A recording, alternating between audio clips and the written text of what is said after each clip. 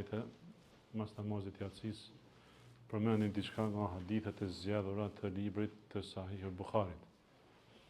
Libri Sahih Bukhari, në cilin Imam al-Bukhari rahimahullah, imam I hadithit, ka mbledh përmbi 7.000 hadithe prej haditheve më të vërteta të profetit sallallahu alaihi wasallam.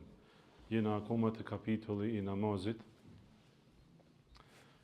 të nën kapitullin në cilin Imam Bukhariu përmend dhe thot se pejgamberi sallallahu alaihi wasallam ka thënë: "Ij'alu min salatikum fi buyutikum", lani disa namaze ose falini disa namaze në shtëpitë tuaja. Bëhet fjalë për namazet vullnetare, sepse namazi obligativ dihet që porosia e pejgamberit sallallahu alaihi wasallam është që më fal në xhami. Por këtë hadith porosit dhe thot: falni namaze vullnetare ose lijeni një pjesë namazit vullnetar për në shtëpitë tuaja. Wala taj'aluha qubura, dhe mos I bani shtëpitë e juaja sikur varrezat. Ky hadith përmend fillim porosin dhe nxitjen që një pjesë namazeve vullnetare muslimani më I fal në shtëpitë vet. Pjesa tjetër, thot profeti sallallahu alaihi wasallam, dhe mos I bani shtëpitë tuaja si varrezat, sepse në varreza pra kuptohet për hadithit që s'bën më u fal.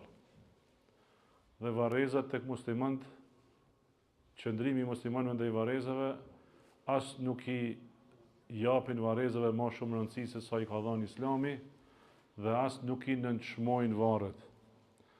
Ka një anë profeti sallallahu alaihi wasallam ka ndaluar që varret më u ngrit nalt, ka ndaluar që varret më u zbukuru, ka ndaluar që në varre më u shkru. Ka ana tjetër dhe kjo krejt tregon se varri nuk duhet më mbi vlerësu, por me dhëna të vlerë që ja ka dhënë Islami, nga ana tjetër ka porosit që nuk bën me ec mbi varrin e dikujt, sepse muslimani siç është I rëndësishëm kur është gjallë, është rëndësishëm dhe ka hak edhe kur është I vdekur. Mirës në disa hadithe porositet që mundësisht nëse varret janë shumë afër dhe ka rrezik që me ec, me shkel mbi varr, me ec zbath brenda varreve. Po ashtu pejgamberi sallallahu alaihi wasallam ka ndaluar që varret me u nënçmu ose me u përbuz, por ajo që është e porositën për muslimanin është që kur shkon te varret me bë dua për ata të cilët janë të varrosur aty dhe për vete ja kujton ahiretin, sepse pejgamberi sallallahu alaihi wasallam ka thënë: "Ala fazuruha", vizitoni varret sepse ato ju kujtojnë ju ahiretin. Ndërsa çdo veprim tjetër është I ndaluar. Pra çdo veprim tjetër lidhje me varret ku tregohet ose ku mundohet me u dhënë rëndësi atyne më shumë se sa duhet. Pastaj direkt në kapitullin tjetër Imam Buhariu thot, kapitulli Bismillahirrahmanirrahim, thot me emrin e Allahut, mëshiruesit mëshirbësit, vlera e namazit në xhamin e Mekës dhe në xhamin e Medinës.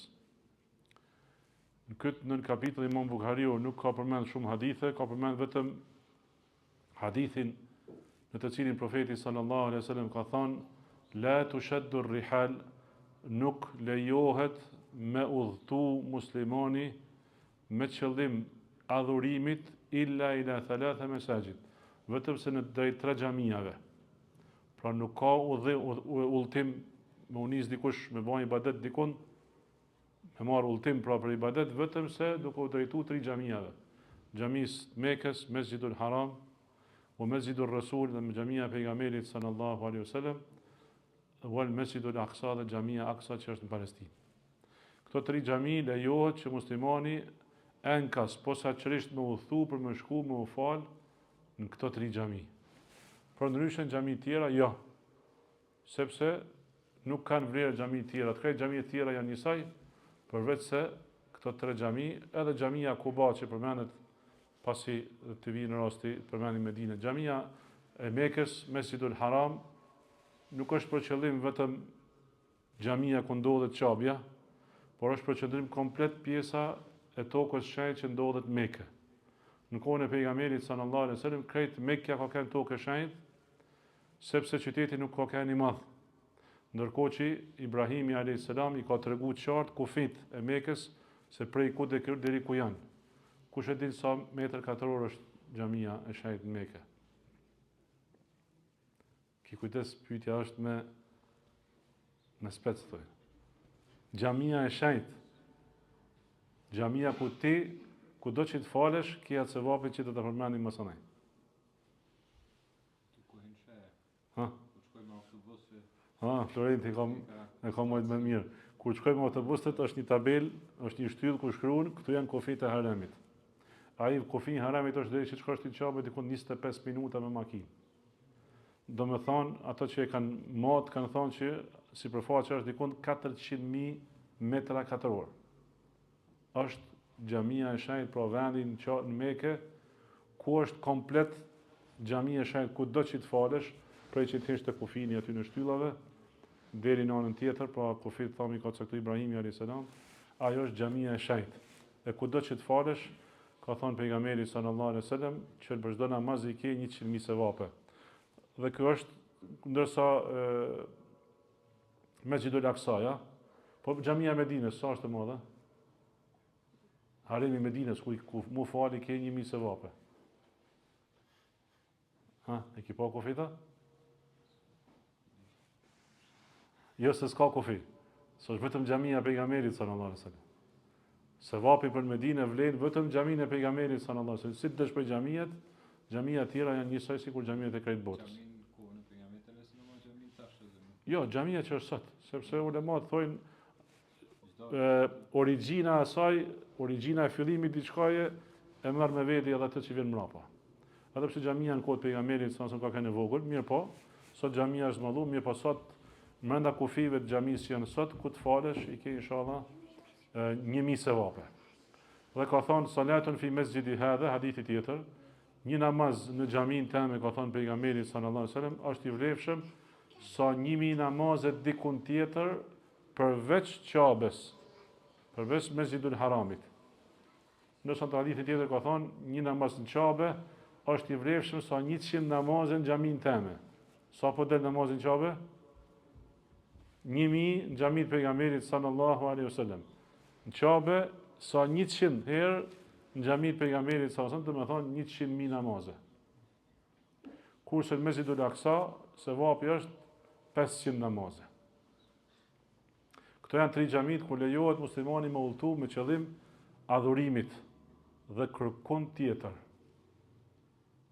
Askund tjetër, për qëllim adhurimit. Udhëtimi është i lejuar për nevoja, mirë po, jo me qëllim adhurimit. Xhamia Mesjidul Haram është përmend që në Kur'an dikun 15 herë. Allahu subhanahu wa taala thotë inna awwala baytin wudi'a lin-nas, shtëpia e parë që është ndërtuar për njerëzit me qëllim adhurimit, lalladhi bi Bekkata mubarakan wa hudan lil-alamin. Është shtëpia ndërtuar në Kur'an Mekja quhet Bekke, jo Mekë, po Bekke me b, sepse ky ka qenë një prej emrave të vjetër të Mekës. Ajo xhami që është ndërtuar në Mekë, kush e ka ndërtuar xhamin në Qabe, në Qabes, Mesjidul Haram? Ademi alayhis salam, pastaj Ibrahimi alayhis salam i ka rinërtu ato themelet që i ka vu Ademi alayhis salam dhe i ka ndërtuar Qabe. Kjo shtëpi është e bereqetshme dhe është udhëzim për njerëzit. Udhëzim për njerëzit, udhëzim për fenë e tyre, sepse Allahu subhanahu wa taala e ka bën xhamin e Mesjidul Haramin farz muslimani që i ka mundësit me shku një herë në jetë me bë haxhin. Shtylla e Islamit, e cila nuk plotësohet vetëm se atëherë kur muslimani të udhtojnë drejt Qabes dhe ta kryejnë haxhin siç e ka bën pejgamberi sallallahu alaihi wasallam. Ndërsa namazi në xhamin e pejgamberit sallallahu alaihi wasallam është 1.000 sevape, ndërsa gjithashtu Imam Buhariu në këtë kapitull ka përmendur edhe xhamin e Kubas. Dhe ka treguar se Ibn Omeri radiallahu an ka shku rregullisht te xhamia Kuba kur ka shku në Medinë dhe ka treguar se pejgamberi sallallahu alaihi wasallam shkote te xhamia e Kubas çdo të shtunë para dite. Kajherë në kam, kajherë me devën e tij, me kafshën e tij, dhe i falte atje 2 rekat. Xhamia e Kubas është ndërtuar para xhamisë pejgamberit sallallahu alaihi wasallam, sepse ka qenë pak si jashtë Medinës. Ndërkohë që sot janë vetëm 3 kilometra që ndajnë xhaminë e pejgamberit sallallahu alaihi wasallam deri në Kuba i ke 3 kilometër dhe bashkia e Medinës e ka ndërtuar një rrugë në kam, një atë rrugë që ka kaluar te pejgamberi sallallahu alaihi wasallam. Kështu që kush don me zbatu sunetin, ka mundësi kur shkojnë në Medinë të shtunën, me dalë prej hotelit dhe me ndjek të njëjtën rrugë që ka ndjek pejgamberi sallallahu alaihi wasallam, e kanë bë si një trotuar të madh dhe me shku deri në Mesjidul Quba. Kush i fal 2 rekat Mesjidul Quba, i ka sevapet sa me bën ça? Sa me bën një umre. Mirë po, me kusht që me dalë me njetë që me shku me fal ato 2 rekat te xhami. Thot pejgamberi sallallahu alaihi wasallam, "Men tatahara fi beiti", kush merr abdes në shtëpi dhe niset me qëllim për me u fal te xhamia Quba, atij i shkruhet sevapi sikur me bën një umre. 2 rekat që i fal te ajo xhamia, dhe shumë sahabe kanë preferuar, mirës prej tyre disa thonë që ma mirë dhe ma dëshirë kanë me u fal në xhamin Quba se sa me shku në Mesjidul Aqsa. Këta janë 3 xhamit e shenjta të Islamit, dhe kjo është sevapi i faljes së namazit në ta, dhe vlera që e kanë dhe këshilla dhe udhëzimi i pejgamberit sallallahu alaihi wasallam për me udhëtu drejt tyre të xhamive me qëllim adhurimit, dhe askund tjetër nuk lejohet muslimanit me i vesh kputë, si thonë, dhe me u nis me vizitu në xhami se kjo xhamia filanit e xhamia filanit. Jo, por nëse shkon në atë qytet nuk prish punë se shkon e falet në xhami, kurse me pas si qëllim udhëtimit lejohet që me pas qëllim ose me shku në Qabe, ose me shku në xhaminë e pejgamberit ose Medine, ose me shku tek xhamia Aqsa. Kjo shpeshherë ngatrohet njerëzve me çështjen e vizitës të varrit pejgamberit sallallahu alaihi wasallam. Muslimanët nuk shkojnë në Medinë me vizitu varrin e pejgamberit sallallahu alaihi wasallam, por shkojnë në Medinë për me u fal në xhaminë e tij, sepse ai na ka mësuar se kjo është sevapi i faljes të namazit në xhaminë e tij. Mirë po kur shkojnë në Medinë, preferohet siç kanë bën sahabët, që me kalu tek varri i pejgamberit sallallahu alaihi wasallam, i cili tashmë është në çoshët e xhamisë, dhe me dhon selam. Kjo është prej veprës sahabëve dhe prej sunetit pejgamberit sallallahu alaihi wasallam. Përndryshe, kush don me çu salavat, kudo që të jetë, si në këtë natë të natës së xhumë, sonte është nata e xhumë. Jo nata e ajtë ka kanë mbrëm. Sonte është nata e xhumë sepse nata vjen para ditës.